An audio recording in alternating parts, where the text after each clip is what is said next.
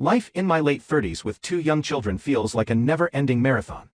Balancing a demanding 50-hour work week, the relentless household responsibilities, and maintaining a strained marriage has become a daily struggle. My wife, Sam, and I have been entangled in a cycle of frustration and unmet expectations that has severely impacted our family life. This is the story of how these challenges have unfolded, revealing deep-seated issues and a critical reassessment of our relationship. I work 50 hours a week, and the physical toll it takes on me is immense. My back pain is a constant companion, reminding me of the grueling nature of my job. Despite my exhaustion, I come home and dive into the domestic responsibilities with a sense of commitment that often feels unreciprocated.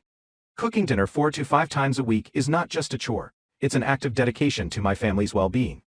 I take pride in preparing nutritious meals, even though my energy is usually depleted by the end of the day. Handling at least half of the dishes and managing bath time for our 2 young sons adds another layer of responsibility.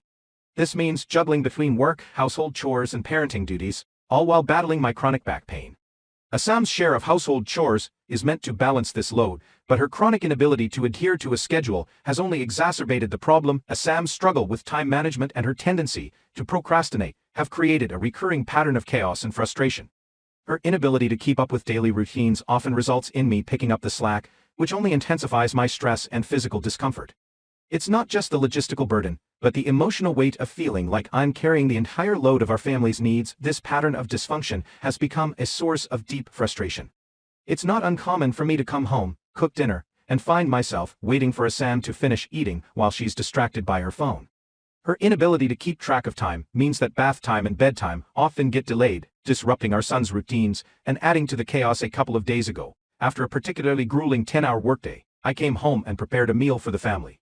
My sons enjoyed the nutritious dinner, and their requests for seconds were a small but meaningful affirmation of my efforts. After cleaning the initial load of dishes and starting the dishwasher, I retreated to my room to lie down, hoping to relieve some of my back pain. When I emerged to check on the situation, I found Sam still slowly eating, absorbed in her phone. The situation repeated itself. Despite the meal being finished early and the boys having been fed, Sam's slow eating and distraction caused significant delays. By the time I checked again, it was already 8:15 p.m. Well past the designated bath time for our sons. Sam's sudden realization of the time led to a panic-stricken outburst. She began to blame me for not contributing enough around the house, despite the extensive efforts I had made that day. Her accusations were not just about the current delay, but also included grievances from past arguments. Adding to the emotional burden I carried, in a moment of sheer frustration, I decided to take a drastic step. I told Sam to go to her room and stay on her phone, effectively removing her from the equation. I wanted to see if managing everything alone would alleviate the daily chaos we faced. This decision was driven by a desire to avoid the usual delays and confrontations, and to test whether I could handle the household responsibilities more efficiently on my own. To my surprise, the evening went remarkably smoothly. Without Sam's interruptions and delays, I managed to cook, clean, bathe the boys, brush their teeth, read them a bedtime story, and get them into pajamas, all by 8:00 p.m. My younger son was in bed by 8:00 p.m., and the older one, who was tired, followed at 8:30 p.m. The smoothness of the evening highlighted how significantly Sam's behavior contributed to our daily chaos. The efficiency I achieved alone brought to light the emotional toll of our relationship dynamics. Dealing with a partner who fails to share responsibilities equitably is compounded by the emotional weight of constant criticism and blame. I felt trapped in a cycle of frustration, resentment, and exhaustion, questioning the sustainability of our relationship. The experience of managing everything myself revealed the profound impact of Sam's behavior on our parenting. Without the constant disruptions, I was able to provide a more structured and timely routine for our sons. This realization underscored the critical need for cooperation and shared responsibility in effective parenting. One of the biggest challenges in addressing these issues with Sam is communication. Her resistance to any form of critique and her tendency to perceive suggestions as personal attacks make it nearly impossible to have productive conversations. The frustration of dealing with her unwillingness to engage in constructive dialogue adds another layer of complexity to our situation. Our attempts to communicate often devolve into arguments where past grievances are dredged up and no progress is made. Sam's defensiveness and refusal to acknowledge the impact of her behavior create a barrier to resolving the issues we face.